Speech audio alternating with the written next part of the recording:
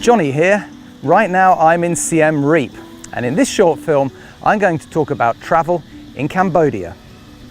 With Siem Reap and the famous Angkor temples that were built here between the 9th and 15th centuries, Cambodia has one of the greatest tourist attractions anywhere in the world.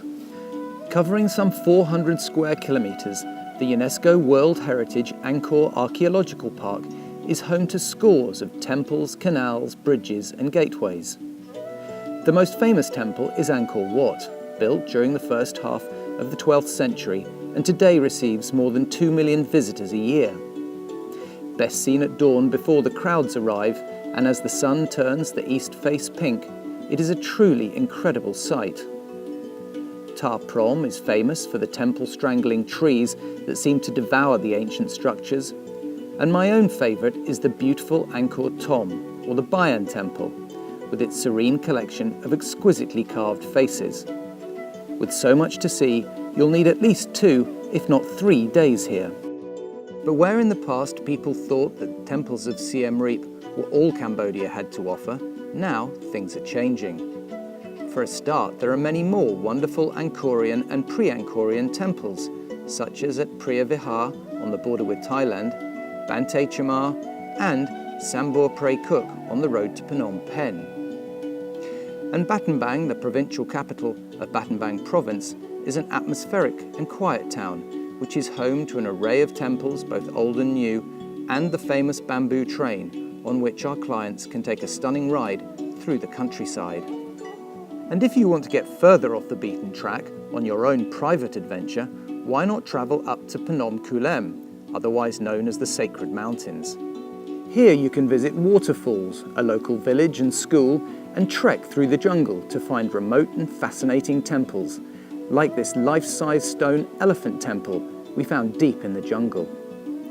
Here you can also stay at an amazing camp put up especially for you and have a night of glamping amongst nature as the only travellers for miles around. And at some point on your trip through Cambodia, you are bound to come through here, the nation's capital, Phnom Penh. Whilst Phnom Penh may not have the plethora of obvious tourist attractions some of the other capitals in the region possess, it is still an interesting place and definitely deserves a day or 2 exploring. Sitting at the confluence of the Tonle Sap and Mekong rivers, packed with great restaurants and bars, there are plenty of places to explore, including Wat Phnom, the city's first pagoda, the Old French Quarter, and the town's busy market. There are also some great places to stay, the most famous of which is Raffles Hotel. Heading south from Phnom Penh, you'll come to Kep. Under French rule, Kep, known at the time as Kep-Sur-Mer, was Cambodia's most prestigious town. Established in 1908, it became a thriving resort for the French and, following independence, for the Cambodian elite.